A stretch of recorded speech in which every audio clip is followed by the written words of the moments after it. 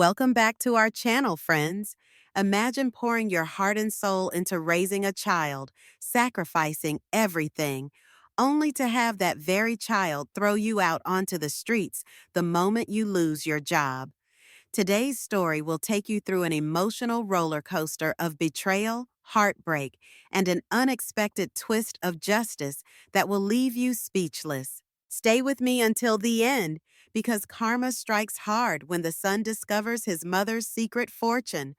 A revelation so shocking it turns his entire world upside down.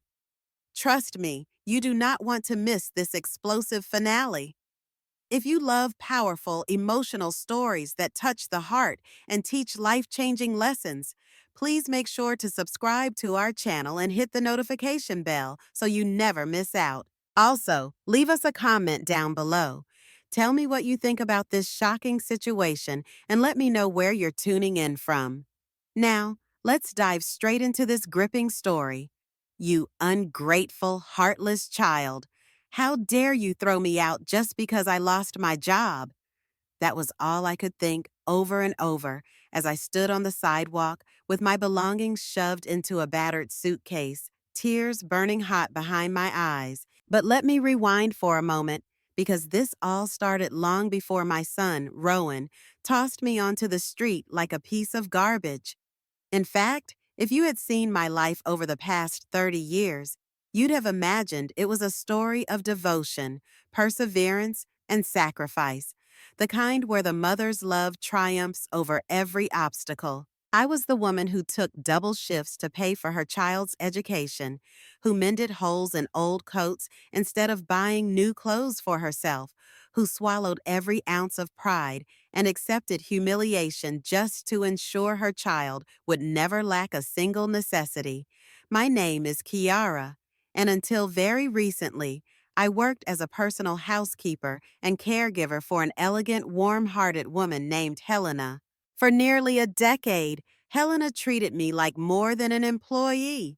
She saw me as a friend, even as a member of her family. That was the only reason I could endure the back-breaking hours, the sleepless nights, and all the subtle sneers people threw my way when they discovered I was just someone's housekeeper. Despite the challenges, I loved that work because Helena respected me, valued my presence, and cared for me when I wasn't well. It was more than just a wage. It was mutual appreciation. Then Helena passed away unexpectedly. Heartbroken, I returned home, prepared to share what I'd learned. Not only had she left me a sizable inheritance as a final gesture of gratitude, she'd left me a fortune that would change my life forever. But I never got to explain that part to Rowan. The moment I told him I was no longer employed, he snapped. In his eyes, if I wasn't actively bringing in money, then I was of no use to him, his wife Maribel, or his mother-in-law Harriet. I was a liability rather than a person. Little did they know I wasn't exactly penniless. In fact, I was sitting on an amount that would have shocked them to their core. Are you still with me? Let me know if this opening hits hard or if you'd like even more drama. Comment 1 if it hooked you, 2 if you want a different angle. Before everything fell apart, I had rushed home from Helena's estate to support Maribel during her pregnancy plans. Rowan had told me time and again how Maribel's parents, Harriet and Clark, constantly looked down on him for his modest salary and background. He'd called me in tears more than once, complaining that Harriet's sharp tongue made him feel worthless, that he couldn't please a woman who came from a family of lofty expectations and academic snobbery. I confess I felt sympathy for him. How could I not? After all, I had sacrificed the better part of my youth so he would never feel alone or impoverished. I said to myself, Kiara, your boy needs you. Go back to help them. Perhaps once you're there, Harriet will see a bigger picture, learn to value your son, and maybe even show you some respect. What I didn't expect was the moment I announced, I'm no longer working. I've returned to focus on our family. Rowan and Maribel seemed more horrified than relieved. Rowan's eyes bulged as if I'd just declared I'd gambled away my life savings. Maribel turned pale, as though the mere suggestion I wouldn't be depositing paychecks into their bank account spelled disaster for her entire future. Harriet, who was visiting that evening, wasted no time in making her condescension known. With a snide curve of her lip, she asked, "Where are you going to live if you're not earning? You know the house is already cramped. The baby will need its own space. Perhaps we can find you an assisted living facility where you can clean floors in exchange for room and board." In that moment, I realized they had never truly cared about me as a person. To them, I was a workhorse, valuable only so long as I was actively funneling resources into their lives. Still, I tried to hold my tongue for Rowan's sake. I told myself that Harriet's bitterness was the product of her own insecurities, that Maribel's chilly attitude might soften once the baby came, that Rowan would eventually remember how much I had sacrificed to get him a home and an education. But that night, as he heaped insults on me, calling me a freeloader, a parasite, and a burden, I felt something in me snap. 5 minutes in, how do you feel so far? Comment, "I'm hooked" if you're with me, or "I need more backstory" if you're curious about Kayara's past. I was 58, and yes, I admit I was tired. My back ached from years of scrubbing floors and carrying laundry baskets. My hands were rough from detergents and repeated exposure to cleaning chemicals. But I was ready to retire, to enjoy a bit of rest that I felt I had more than earned. Rowan, Maribel, and Harriet saw it differently. They believed I still had another 20 years of physical labor in me, enough to keep slaving away until I quite literally couldn't stand. "You're healthy enough," Rowan had snapped. "Just keep working. We have expenses now, especially if a baby is coming. Don't be selfish." That's what he called me. Selfish. The same child whose diapers I used to change by candlelight when I couldn't afford the electricity bill, who wore brand new shoes only because I'd sold my wedding ring, now looked at me like I was some leech draining away his rightful resources. Part of me wanted to scream that I wasn't, in fact, broke, that his entire family was throwing away the chance to live in absolute comfort. If only they could show me one shred of compassion. But I bit my tongue. I'd planned to tell them all about Helena's gift, a multi-million-dollar trust that she had left in my name. Helena had admired my diligence and my unwavering sense of loyalty. Over the decade we'd spent together, she'd come to love me as a sister, or perhaps as the child she'd never had. That money might have meant the difference between a tense, scraping existence and a luxurious, conflict-free life. Yet I was suddenly certain that if I revealed my fortune now, Harriet and Maribel would only see me as an even bigger cash machine. Worse, Rowan would keep me under his roof just to exploit that inheritance. An hour after our argument, Harriet suggested, with practiced false sweetness, that I apply for a job caring for a wealthy, elderly gentleman who was rumored to pay handsomely in exchange for 24/7 service. I almost laughed at the audacity. Even if I needed the money, it was clear Harriet's only motive was to ensure the flow of cash into their household never ceased. Curious about the moment Rowan finally threw me out? Stick around or comment 2 if you saw it coming. 3 if you're shocked it happened so fast. That same night, the confrontation erupted into something I never thought I would witness from my own child. Maribel backed Harriet at every turn, telling me that any mother who truly cared would keep working to support her son and his growing family. She insisted I take on a new job, something, anything, to maintain my income. Rowan, rather than defending me, sided with them, his voice rising to an angry pitch. "You're being stubborn, Mom," he said, though Mom sounded more like a slur on his lips. "Maribel's parents already think poorly of me. They're going to complain about every penny we need to spend, especially now that you're unemployed. If you won't take the caretaker job, then Harriet can arrange for you to at least do custodial work in a senior center. It's not glamorous, but it'll pay enough that you won't burden us." My heart clenched. How could my child talk to me this way? Where was the gratitude for all the nights I'd stayed awake, nursing him through coughs, paying for his antibiotics when I could hardly afford to feed myself? I wanted to remind him how, at 18, he'd still needed money for exam prep courses, how I'd quietly sold my only piece of jewelry left from my mother, a modest pendant, so he could attend that pricey tutorial center and keep his scholarship hopes alive. But I couldn't find the words, or maybe I just realized words would do nothing in the face of such ingrained entitlement. Then came the blow that crushed me. Rowan physically shoved my old battered suitcase, filled with the last of my possessions, down the hallway. "Get out," he hissed, as Harriet and Maribel hovered behind him, arms folded. "If you're not going to make yourself useful, then get out of our house. I don't need a freeloader. I need support." When I tried to protest, he kicked the suitcase again, upending its contents. He told me I owed him a lifetime of servitude, that my mistakes, particularly divorcing his father, had robbed him of the well-to-do upbringing he supposedly deserved. His face was contorted with resentment, as though every sacrifice I'd made was worthless. If you're reading this and can't believe it, drop a "no way" in the comments. If you think it's plausible, drop a "reality is cruel." What Rowan never understood was the true reason behind my divorce.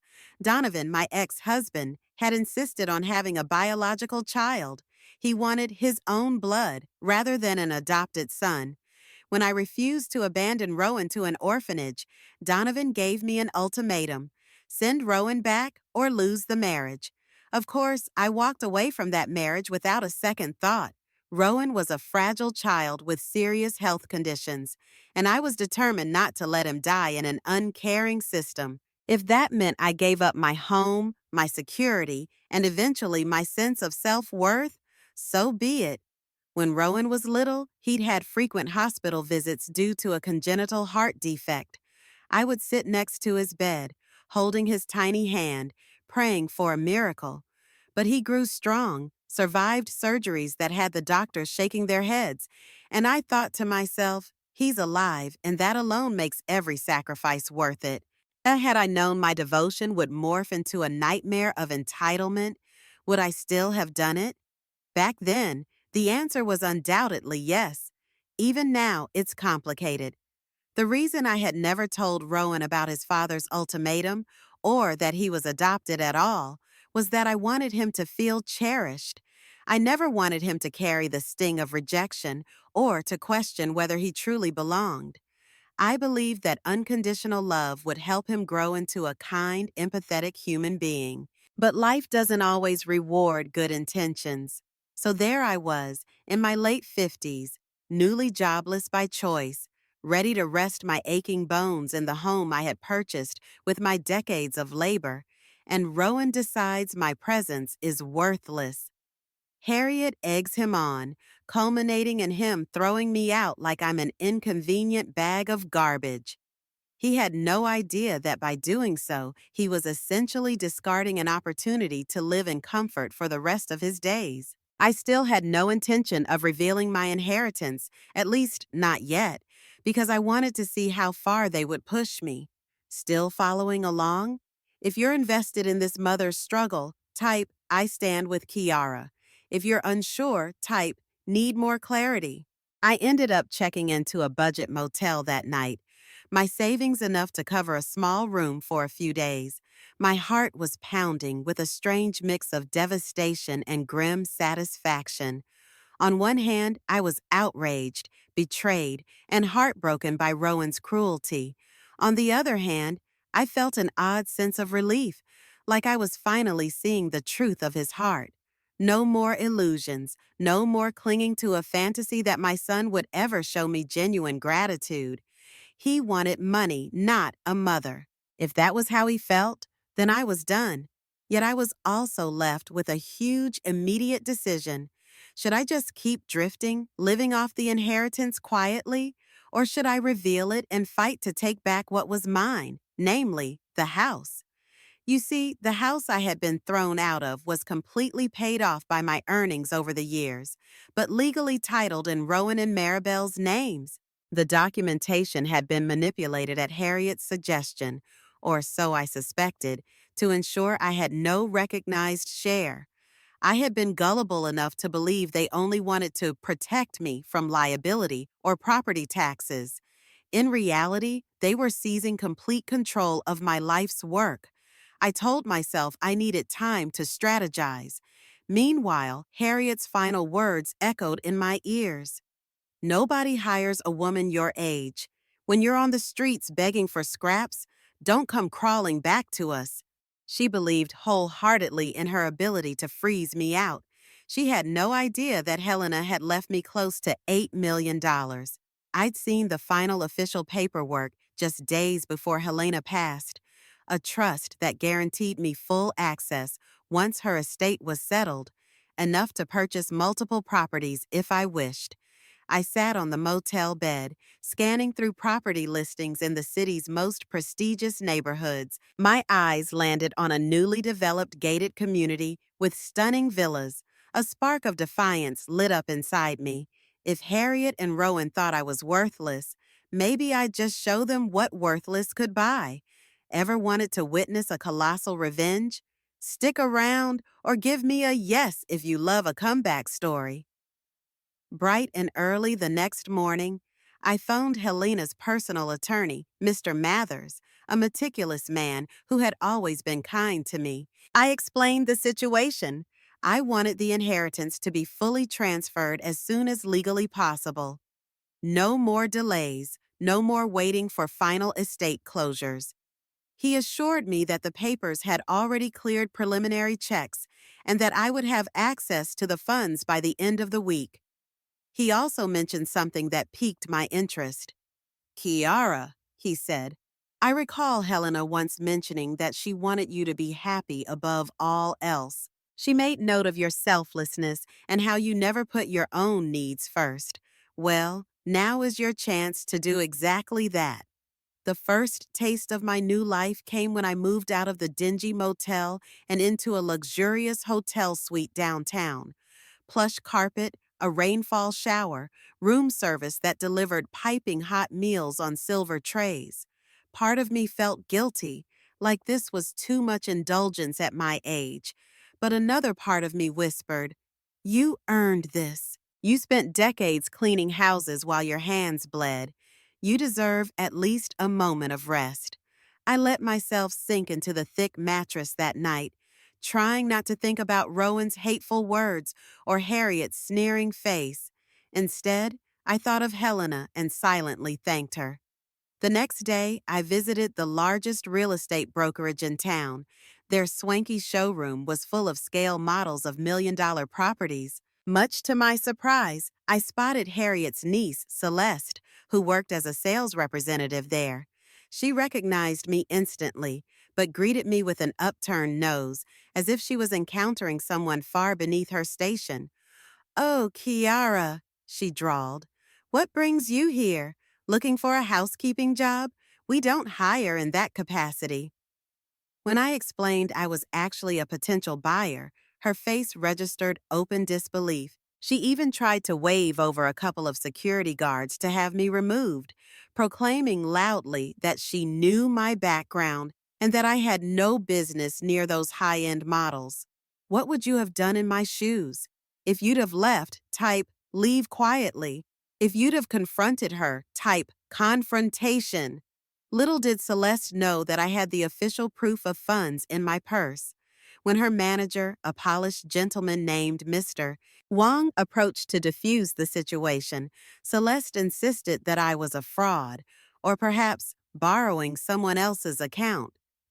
My temper flared at that point. How many more times was I going to let these people look down on me? So I calmly opened my phone, displayed the banking app showing well over $8 million in liquid assets, and watched the color drain from her face.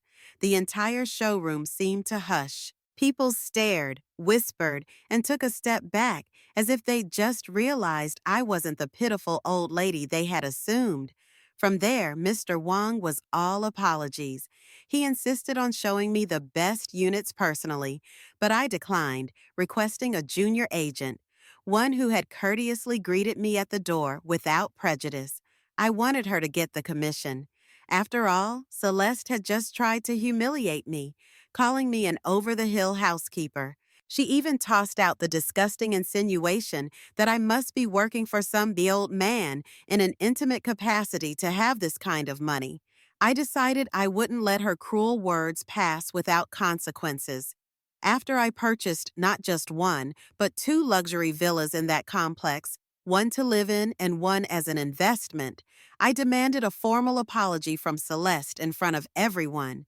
When she refused, I calmly dialed the local precinct to report the defamation. Once again, the onlookers were astounded to see me stand my ground. Celeste buckled under the legal threat and mumbled a half-hearted, "I'm sorry," before scurrying out of the showroom. That evening, for the first time in years, I slept without the weight of shame or uncertainty pressing down on me. I finally felt I had reclaimed a piece of dignity. A lifetime of subservience no longer defined me. It was a small victory, perhaps, but a powerful one. I was done letting others discount my worth. We're almost at the midpoint. If you've read this far, comment, "I'm halfway in," so I know you're still here with me. Things escalated faster than I anticipated. The day after I signed the contracts for the two villas, Rowan called me at my hotel. My phone lit up with a number I'd never seen before, presumably because I had blocked his old contacts. He was furious. "Mom, what did you do to Celeste? She got fired, and now Harriet and the entire family are in an uproar. They're blaming me because you're supposedly out there causing trouble. Don't you realize how this reflects on us?" The sheer irony of him calling me mom so casually, as though we'd had no falling out, was enough to make me want to laugh. Instead, I told him that Celeste had defamed me publicly, insinuating I'd acquired money in some degrading fashion. If Harriet had an issue with that, I invited her to take it up with the police or my lawyer. Rowan stammered, No, that's not what I meant. Let's just move on. By the way, who are you working for now? That job must pay an insane salary. Maybe you could, you know, help us out just until Maribel settles into her pregnancy." That was the moment I knew, beyond a shadow of a doubt, that he was sniffing around for wealth. If I told him about Helena's inheritance outright, he'd drop to his knees, weeping with joy at the potential cash flow, but I was in no mood for illusions. "It's none of your business," I replied, then hung up the phone. Soon after, Harriet tried a new strategy, public shaming. She confronted me at a high-end piano store, accompanied by some of her socialite friends. They sneered at me openly, speculating about how an ex-housekeeper could possibly afford a brand new grand piano. One of them even accused me of being a scammer. By then, I was used to it. I played a piece that I had learned under Helena's gentle tutoring. When the sweet, haunting melody of Beethoven's Moonlight Sonata filled the store, most of the staff and other customers fell silent. I finished the piece, promptly purchased the piano with a single swipe of my card, and watched Harriet's face collapse in shock. Want to see Harriet's meltdown? Type, "Yes, meltdown." Or if you think she'll hold herself together, type, "Nah, she'll pretend she's calm." 10. While Harriet spewed accusations, claiming I had to be involved in some shady dealings or scamming elderly men, a bewildered bystander panicked and called the police, screeching that she'd spotted a con artist. To my mild amusement, the same pair of officers who had mediated the Celeste incident arrived. They recognized me, gave a polite nod, and asked Harriet and her friends if they had any proof of wrongdoing on my part.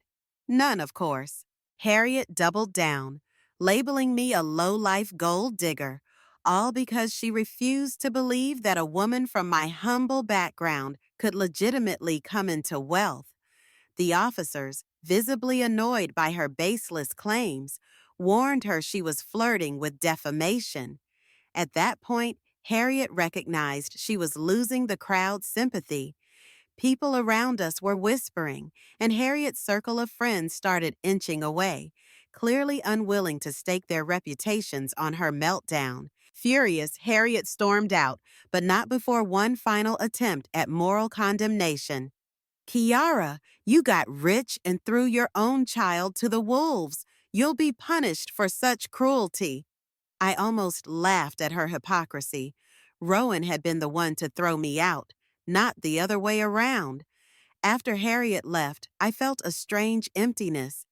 All the showdowns and public drama gave me a certain righteous rush, but they also chipped away at what remained of my sentimental illusions. Rowan wouldn't be the sweet boy returning to apologize. Harriet wouldn't be the wise older in-law who eventually recognized my worth. None of them would transform into the caring family I had once dreamed of. What I had now was a new direction in life, built on Helena's trust in me, and I decided to pour my energy into that path wholeheartedly. There would be no more illusions. I was ready for a final break from these people, even if it meant letting them sink under the weight of their own debts. We're nearing the big reveal. If you're excited for Rowan to finally discover the secret fortune, comment reveal time. If you want more drama first, comment more drama. Days later, I moved into one of my newly purchased villas, a spacious property with high ceilings, a large garden, and a beautiful sunroom. I had a professional interior decorator help me pick out furniture that made the space bright and modern. For the first time in my life, I had a home that catered to my comfort alone. I didn't have to worry about Harriet's snide remarks, Maribel's suspicious gaze, or Rowan's constant demands.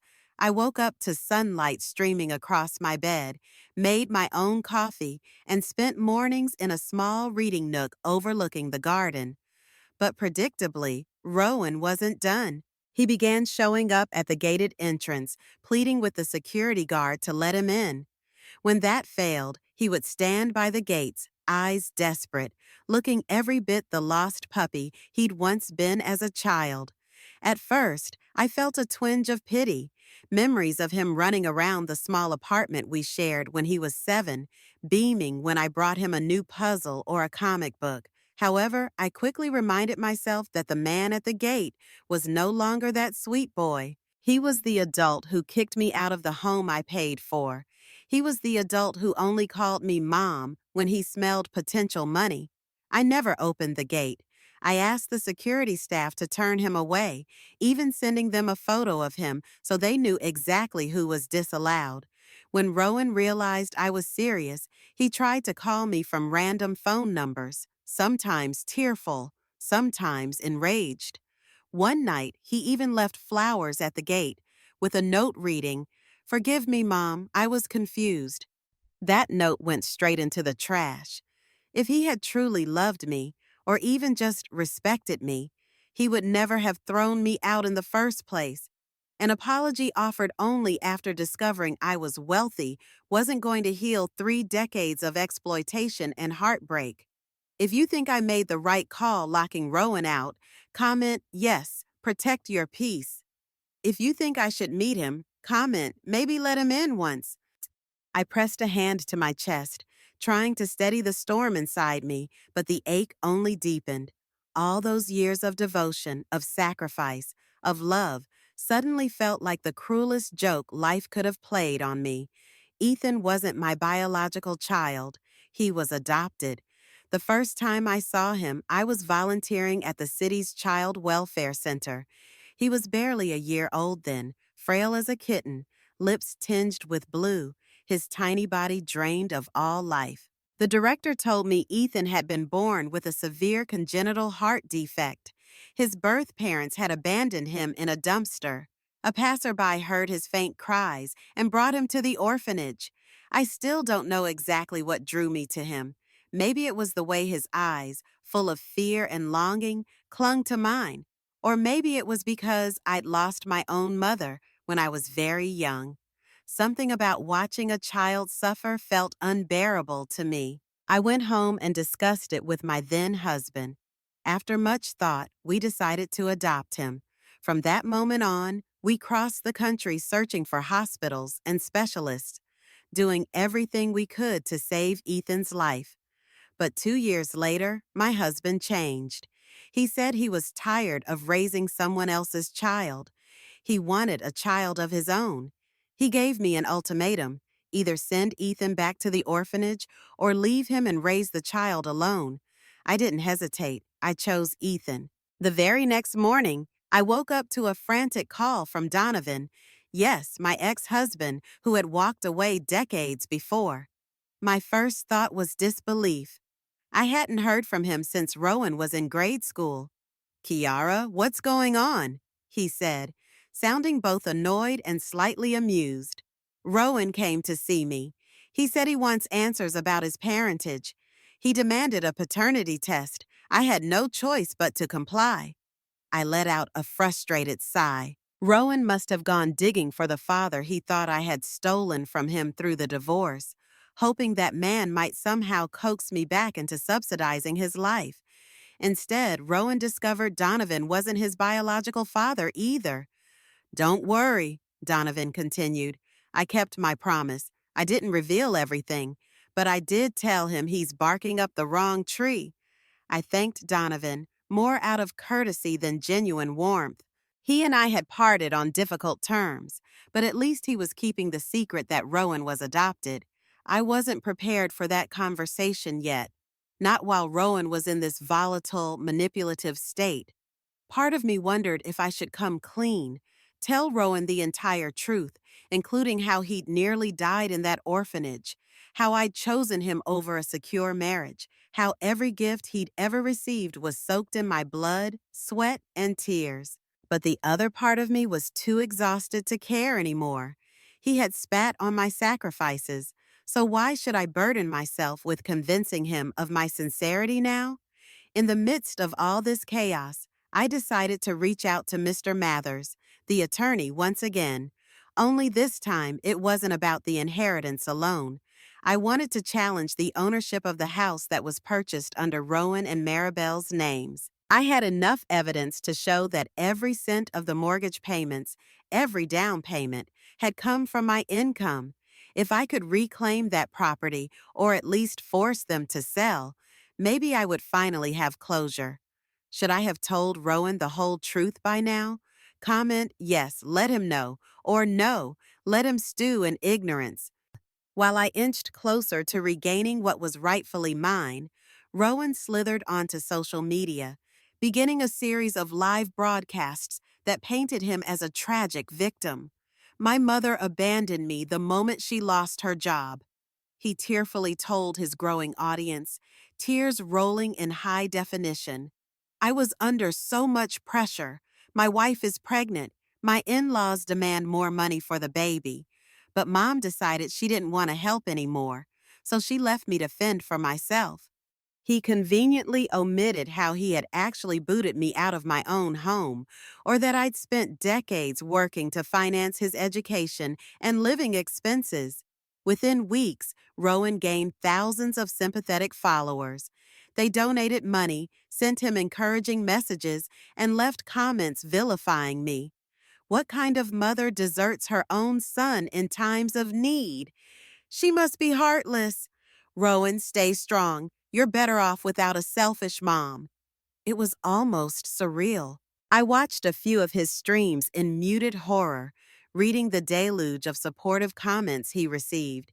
He even sold merchandise with slogans like "Motherless Fighter" to rake in more funds. At first, I considered ignoring it. Let him have his pity party. But then people began doxing me online, posting my hotel address, calling me a monster. Strangers invaded my privacy with phone calls and harassment, demanding I explain myself or threatening me if I didn't treat my son right. That was the final straw. I refused to let Rowan's manipulative sob story ruin my life or tarnish Helena's memory. After discussing it with Mr. Mathers, I decided a public response was necessary. I created an account on the same streaming platform, posted my official adoption certificate with certain details blurred out, and showed proof of how I had paid for Rowan's entire upbringing, from medical bills to college tuition to the very house he now occupied. The internet firestorm swung violently in the opposite direction. My receipts didn't lie. And neither did the final blow. Rowan had forced me out the day I lost my job, all because he saw no monetary benefit in my continued presence. How do you feel about Rowan's streaming antics? Drop unbelievable if it shocks you, or sadly typical if you've seen it before. Rowan panicked. He live-streamed tearful denials claiming I forged documents and manipulated the narrative. But the platform was no fool. They could see that I was providing government-issued records, while he merely sobbed into the camera. Public sentiment shifted rapidly. People realized they'd been hoodwinked into pitying a grown man who exploited his adoptive mother's kindness. The backlash was ruthless. His channel got reported so many times that the platform suspended it for malicious misinformation. Sponsors and advertisers fled. His once thriving motherless fighter brand fizzled out like a match in a downpour. By then, Mr. Mathers had filed a defamation suit on my behalf. We demanded both punitive damages and a public apology. Rowan found himself drowning in legal fees. Suddenly, the poor abandoned son was facing a harsh dose of reality. Maribel, exasperated by the entire fiasco, began to see him in a new light apparently. I heard rumors that she was on the verge of leaving him. Harriet, for her part, was furious that her carefully curated social standing was now tainted by association with a massive internet scandal. She turned her wrath on Rowan, scolding him for dragging their family name into disgrace. In a last-ditch attempt at reconciliation, Rowan tried to ambush me outside my new villa. Security cameras captured him screaming at the intercom, "Mom, please, just talk to me. We can figure this out." "I'm sorry, all right?" I watched from behind the curtains, unmoved. If he had truly been sorry, he would have shown remorse before losing everything. He demanded forgiveness not out of genuine love, but because he was cornered by lawsuits, losing social media clout, and possibly about to lose his wife. I stayed inside, quietly sipping a cup of hot tea, letting him holler until he gave up in defeat. Meanwhile, I found unexpected peace in the life Helena's inheritance had granted me. For years, I lived on the brink of exhaustion, constantly worried about paying bills or pleasing Rowan's in-laws. Now, for the first time, I read books in my sunroom, practiced piano in the evenings, and took painting lessons online. Need a break from the tension? Comment, pause if you want a short interlude, or keep it coming if you're eager for the next turn. Eventually, the court ruled in my favor. Rowan was found liable for defamation and cyber harassment. He owed me damages, as well as covering my legal fees. His social media accounts were terminated. His wife, Maribel, filed for divorce soon after, though I'm not sure if she ever proceeded with the pregnancy she'd claimed was imminent. Harriet, enraged at the public humiliation, distanced herself as well. The entire network of people who once looked at me with scorn seemed to vanish into thin air once they realized Rowan had lost the war.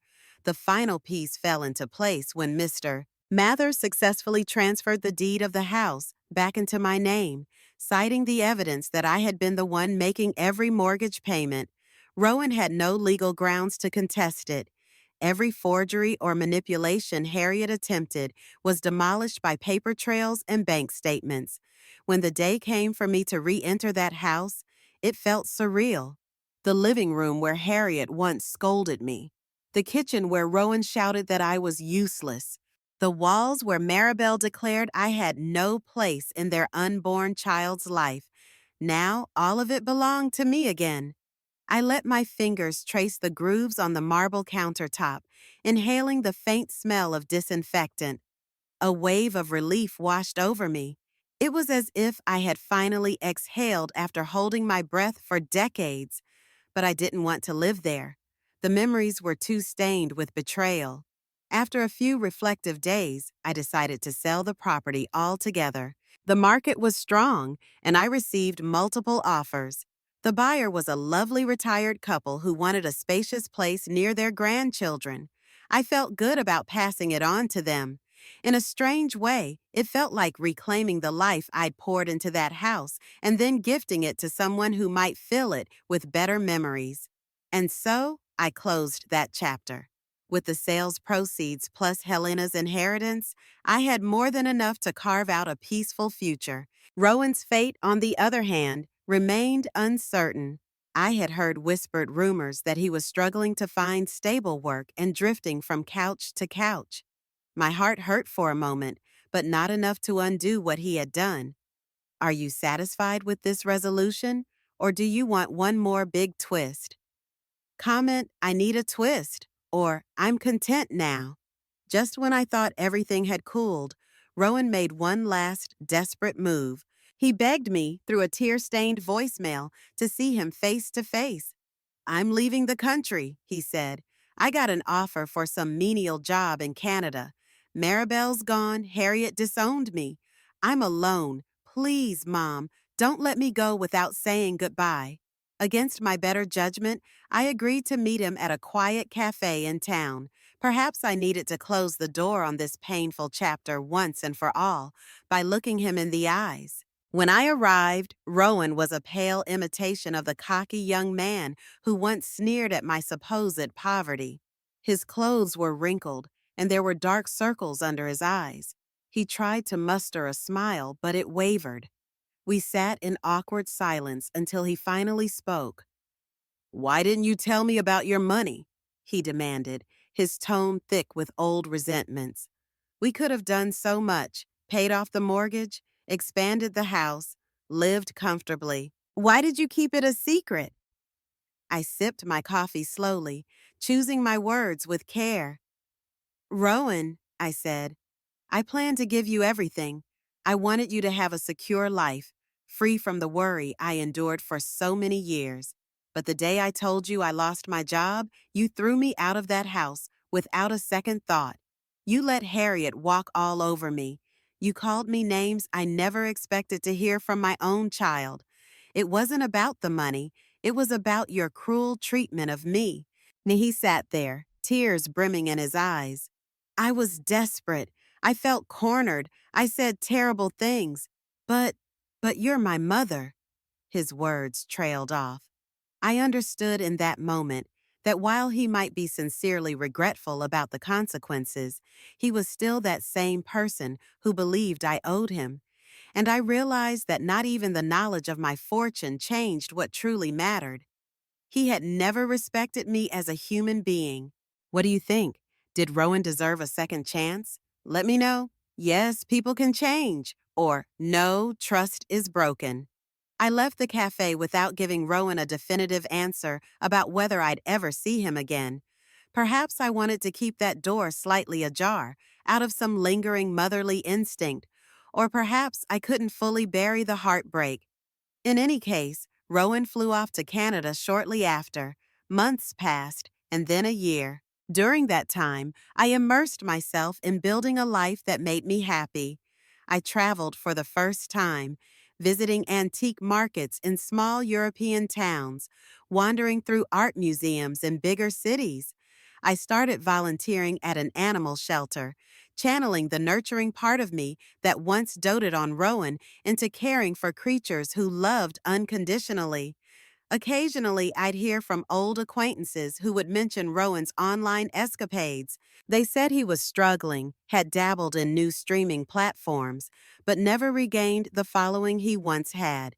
His meltdown at losing sponsors and facing legal troubles had tarnished any chance at a fresh reputation. Still, I tried not to dwell on his fate. I had given him every chance in the world, and he'd chosen to betray me. If he wanted redemption, it would have to begin within himself. Meanwhile, Harriet apparently feigned ignorance whenever Rowan's name came up in her circles, insisting she'd never seen such an ungrateful person. I almost laughed at the irony. She'd been the architect of much of his entitlement, encouraging him to treat me like an ATM, but now distanced herself from the fallout. Maribel, too, vanished from the picture. Rumor had it she remarried into another well-to-do family, hopefully leaving behind the toxic dynamics that once fueled her alliance with Harriet. As for the rest of my inheritance, I set up a small scholarship fund in Helena's name, dedicated to supporting the education of underprivileged youths. It felt right to pay forward the kindness she had shown me. If it hadn't been for Helena's generosity, I might still be scrubbing floors, hoping for a meager Social Security payout. With her blessing, my life changed completely, and I intended to keep her legacy alive by helping others who needed the kind of break I never had in my youth. If you love that I created a scholarship, drop a heart of gold. If you'd prefer I use the money differently, say, use it for yourself. Lane. One brisk afternoon, as I sat near the lakeside property I had eventually bought after selling my villas, I found myself reflecting on the strangest twist of fate. Adopting Rowan had been the defining factor of my life. My entire trajectory, my divorce, my years of labor, my heartbreak, revolved around giving him a chance at life. I recalled how small he was, barely a year old, breathing with difficulty, his skin too pale as I carried him from one hospital to the next. I remembered my tears of relief when doctors said, "He's stable now, it's a miracle." For a long time, those memories weighed on me like a ball and chain, because they also reminded me of all I gave up. But on this afternoon, I felt a curious peace. It's not that I forgave Rowan for everything. The wounds were too deep, and I would never forget the day he hurled my suitcase down the hall. However, I let go of the bitterness that once consumed me. I saw him as a cautionary tale, a child rescued from despair, yet shaped by influences that twisted gratitude into greed. I didn't regret saving him, because compassion is never a mistake. But I did regret the illusions I harbored, that unconditional sacrifice would breed unconditional love. Sometimes the seeds we plant in life grow into weeds. That's just how it is. News arrived weeks later from an acquaintance who had traveled to Canada. They recognized Rowan, living in a transient boarding house, underemployed and apparently plagued by bouts of anxiety and depression. He'd tried streaming again, but the internet had long since moved on. New personalities overshadowed his stale sob story. I felt no triumph in learning of his downfall. I simply closed my eyes and said a quiet prayer that he'd find some path to self-awareness. Even if he never apologized properly, maybe he could still rebuild his life in a healthier, more honest way. We've almost reached the end. If you're still reading, comment, "I made it this far." If you want to see the final reflection, stick around. Just one more push. In the meanwhile, the final closure came when I decided to write my own personal memoir, a private document, not for publication, recounting the long journey from adopting Rowan to Helena's extraordinary generosity.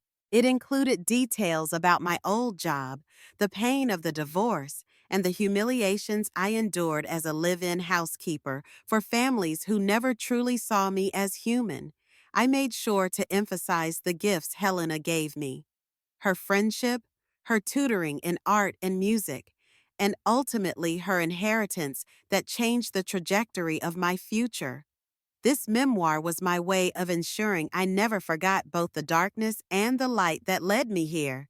I made sure to mention Harriet and Maribel only in passing, without bitterness or rancor, just a factual account of how they treated me and how they contributed to Rowan's sense of entitlement. If, by chance, future generations of my family ever read it, I wanted them to see the story for what it was: an illustration of how kindness can be both life-giving and dangerously unreciprocated. As for me, I settled comfortably into the lakeside house, maintaining a quiet routine. Mornings were spent on light gardening, afternoons on painting, and evenings on reading classical literature that Helena had once recommended to me. Sometimes a wave of loneliness rolled in, especially on holidays. I had no siblings or extended family, and the child I poured my soul into was across the ocean, locked in a spiral of regrets. Yet the same wave that brought loneliness also carried relief. I was free from a life of subordination and heartbreak. My days were now mine to fill with whatever new experiences or small joys I craved. Every so often, I got a random piece of mail, a card from a scholarship recipient, a letter from an old coworker, or marketing flyers addressed to Ms. K. Friedman, my new name after returning to my maiden surname. It reminded me that the world was vast and my life was no longer pinned under one family's demands. If you're moved by Kiara's quiet peace, drop peace achieved.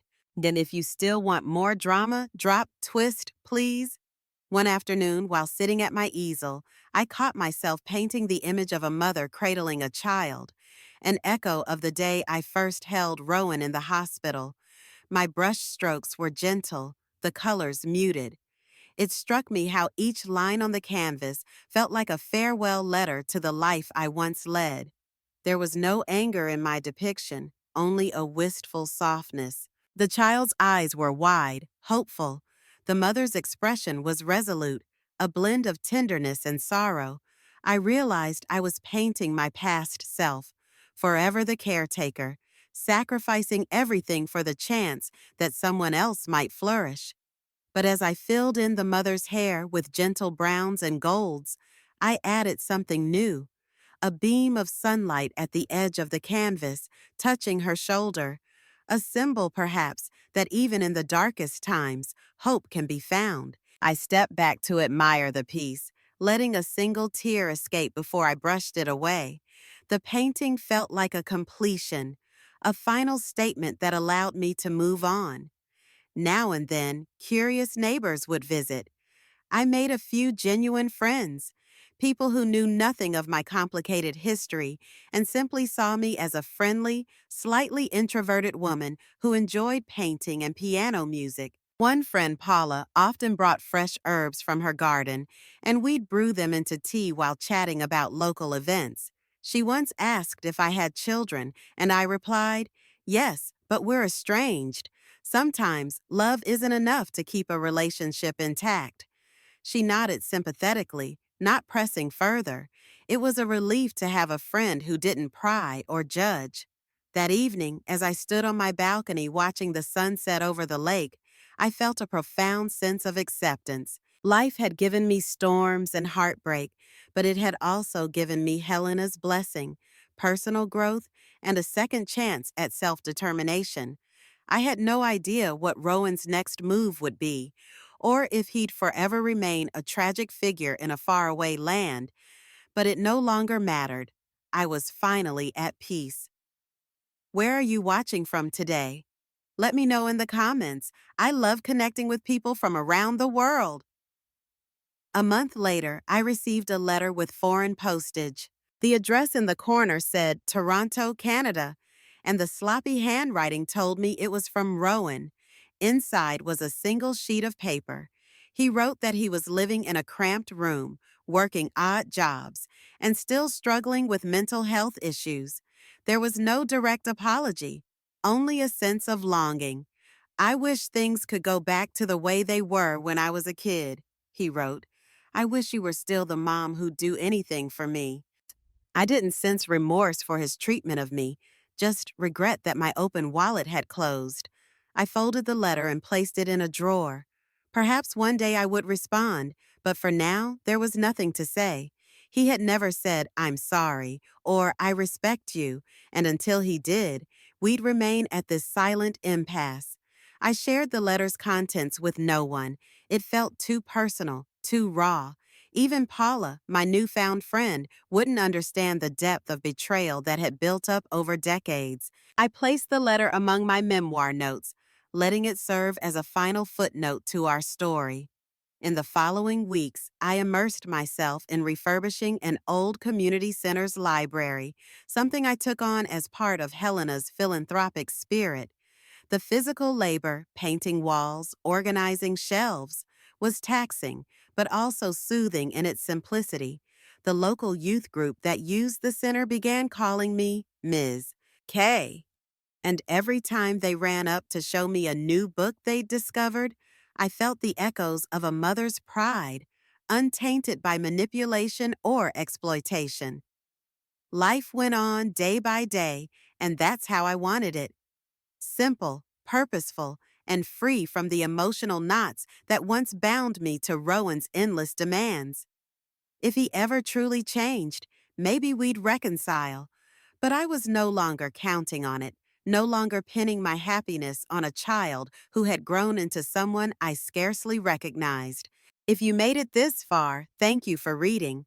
Comment full circle if you think this journey is complete, or still not over if you sense more to come. In retrospect, I realized my story could be summed up in a single sentence. Love is powerful, but it cannot fix a soul that refuses to grow. I had poured my life into Rowan, thinking that unwavering devotion would naturally be met with respect and gratitude. Reality proved otherwise. Yet, amidst the heartache, there were blessings I never anticipated, like Helena's gift, which allowed me to break free from a life defined by service to those who never cared.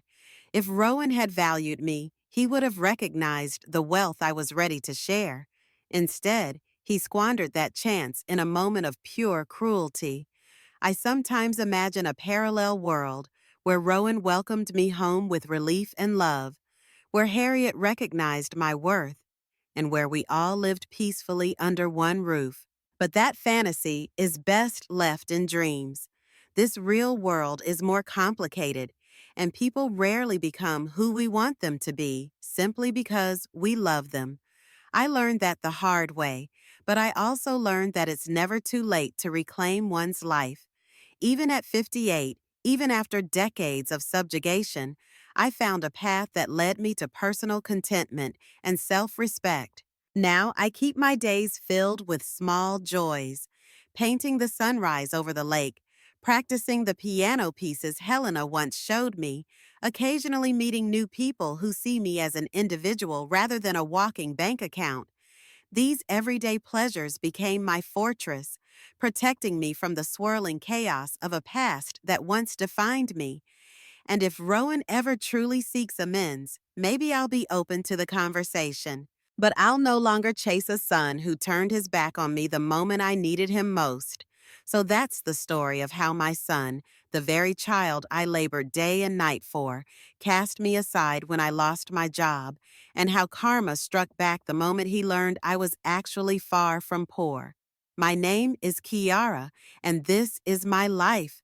I hope it reminds you that there's a point where self-sacrifice must give way to self-preservation. If you're standing at that crossroads, remember, your dignity is worth more than you think.